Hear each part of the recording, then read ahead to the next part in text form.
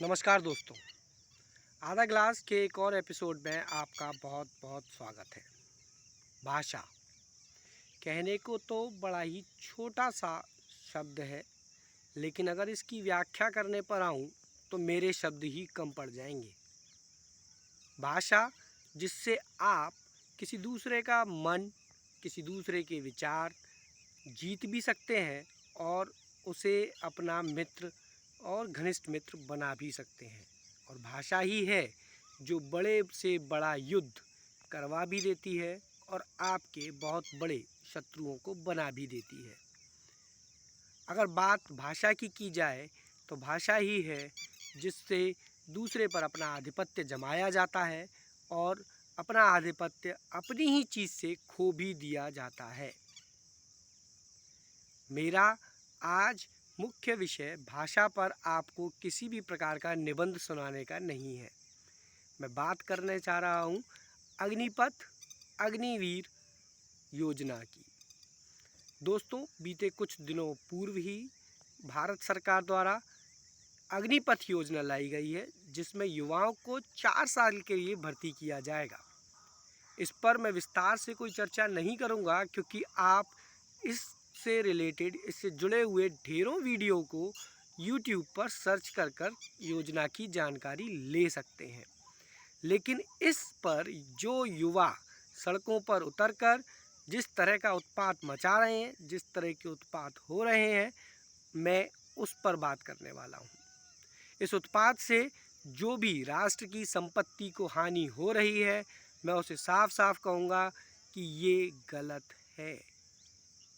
मैंने अपनी बात को शुरू करते के साथ ही भाषा को सबसे आगे रखा था और मैंने यही कहा था कि भाषा से ही दूसरों के दिलों को जीता जाता है और भाषा से ही आप किसी अपनी चीज़ को हार सकते हैं। बीते वर्ष हुआ किसान आंदोलन अहिंसा का एक ऐसा आंदोलन था जिसने सरकार को मजबूर कर दिया कि वो उस कृषि कानून को वापस ले पाएँ।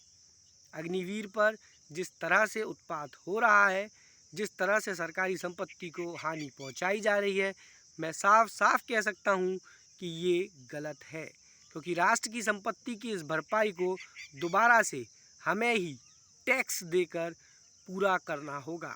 हमारे ही पैसे से हमें फिर से इन संपत्तियों को बनाना होगा। लेकिन इससे ये साफ है कि आप जिस संपत्ति को नुकसान पहुंचा रहे हैं, ये आप अपने ही पैसे को नुकसान पहुंचा रहे हैं। लेकिन ये कह देना कि जो भी युवा इस तरह के कदमों को उठा रहे हैं, वो राष्ट्रद्रोह कर रहे हैं या वो गलत तरीका अपना रहे हैं, ये एक सवालिया निशान लगाता है। क्योंकि युवाओं को आप इतिहास उठाकर देख लीजिए कि जो भी युवा है उसे जल्दी तुरंत निर्णय चाहिए, क्योंकि उम्र की सीमा भी आपने तय कर रखी है और इस उम्र की सीमा से पहले ही उसे सेना में भर्ती होना है और वह पुराने आंदोलनों की तरह सालों अहिंसात्मक रूप रखते हुए निर्णय नहीं चाहता। ये बिल्कुल साफ है कि जब भी अहिंसा से कोई आंदोलन हुआ है तो जीत उस अहिंसात्मक आंदोलन की हुई है और सरकार को पीछे हटना पड़ा है।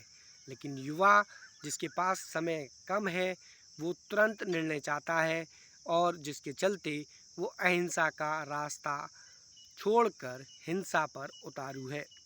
मैं एक बार फिर से यही कहूँगा कि हिंसा से अपनाया गया रास्ता किसी भी रूप में क्रांति नहीं हो सकता, लेकिन उसे राष्ट्रद्रोह की संज्ञा भी दे पाना थोड़ा कठिन है।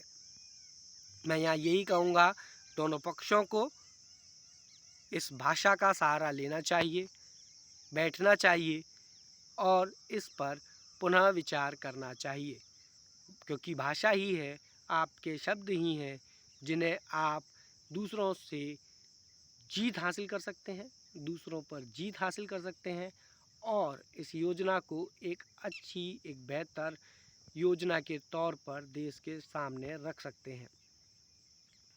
भाषा से जुड़े हुए कई और विषयों पर मैं आपके बीच फिर आऊँगा। लेकिन अभी अग्निवीर पर केवल एक सवाल ज़रूर आपके बीच छोड़ जाऊँगा, क्योंकि चैनल का नाम आधा ग्लास है तो सोच आपकी होनी चाहिए। मैं आज भी यही कहूँगा कि क्या युवाओं द्वारा अपनाया गया रास्ता क्रांति नहीं है, लेकिन क्या ये राष्ट्रद्रोह है? मुझे प्लीज़ कमेंट में ज़रूर बताइएगा। मुझे आपके कमेंट का इंतज़ार रहेगा। जय हिंद, जय भारत।